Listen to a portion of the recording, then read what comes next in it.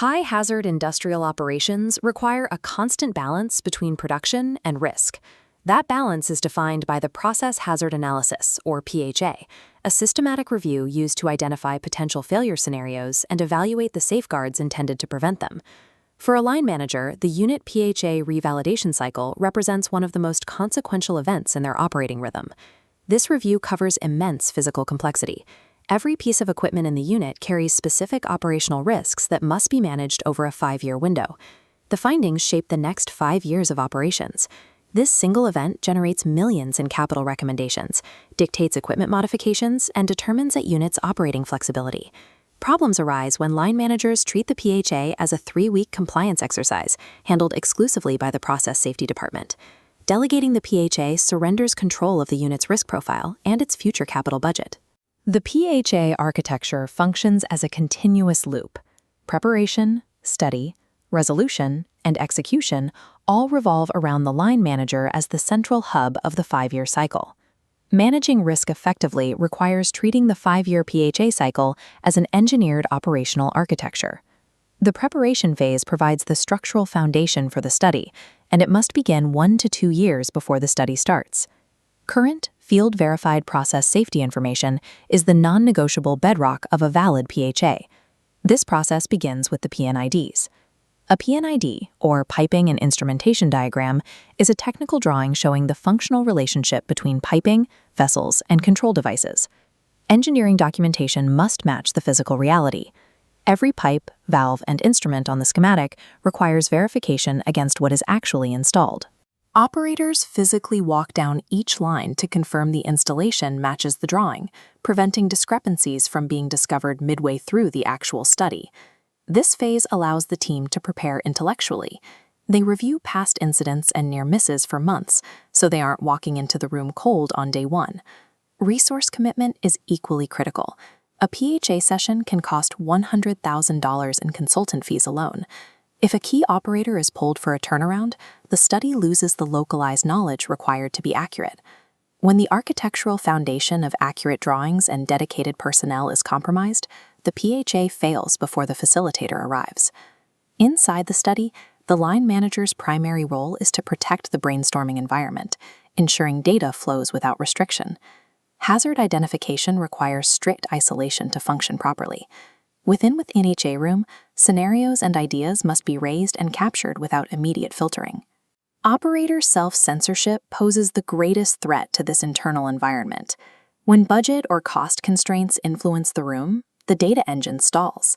If an operator fears that identifying a hazard will force an expensive repair or a difficult capital project, they will stay quiet.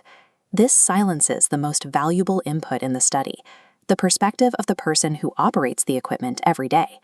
Instead of financial filtering, the study uses subject matter experts, or SMEs, for real-time quality control. An SME is a technical specialist with deep expertise in a specific area, such as rotating equipment or relief systems. SME validation is embedded directly into the study's worksheet. This creates a permanent record that the recommendation was informed by the person closest to the subject matter. These reviews give the findings structural weight. Recommendations are far less likely to be dismissed later as technical misunderstandings if they were validated by an expert during the study. The PHA room exists for unconstrained data collection. Financial filtering during the study compromises the integrity of the hazard model. The closeout review serves as the bridge between the study team and management, ensuring a clear handoff of the findings. This review is strictly for clarity and technical soundness. It is not the venue for accepting or rejecting findings. Risk-based decisions are made exclusively in the resolution engine, where management evaluates each item on its merits. OSHA's framework requires every recommendation to be adopted, modified, or justifiably declined in writing. Declining requires documented proof. Management must demonstrate a factual error, prove the action unnecessary, show an alternative measure provides protection, or prove it is infeasible. OSHA expectations do not allow for simple rejections. Every declined item requires a defensible record of why the decision was made. This documentation preserves trust. When operators see a logical rationale for a decision, they remain encouraged to speak up in the next cycle. Maintaining absolute structural separation between hazard identification and risk resolution is the only way to build an honest risk profile. Once a recommendation is adopted, OSHA expects it to be completed within 2 years. This creates a significant challenge when a permanent mechanical fix requires a 3-year lead time and a major unit turnaround to install. Managers navigate this using the BP Husky framework. This legal and operational protocol allows for extended project timelines while maintaining safety. 4 pillars support projects past the 2-year limit. First, explicit hazard documentation. Second, a formal schedule managed through MOC, a protocol evaluating operational modifications. Third, interim risk reduction measures. Fourth, employees must be informed of the risk and fix status. A manager should never rush a poor permanent solution, but they can never leave a known hazard unmitigated in a database.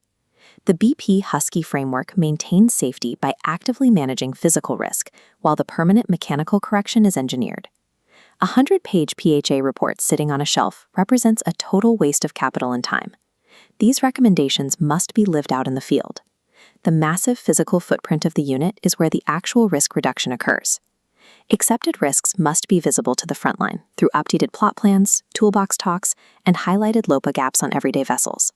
LOPA, or Layers of Protection Analysis, is a method used to determine if the number of safeguards against a specific hazard is sufficient. Managers must watch the handoff to engineering. Operations needs to stay involved in the design of PHA-driven capital projects to ensure the final solution is operable and effective. Engineered solutions continuously evolve the plant's physical state. Risk reduction only happens once these safeguards are fully installed, procedures are updated, and operators are trained. The 5 years between studies constitute the execution phase. This is when the unit accumulates near misses, maintenance findings, and field observations. Capturing this daily operational data provides the raw material for the next PHA cycle. Mastering the PHA architecture establishes it as the engine driving continuous safety, efficiency, and operational control.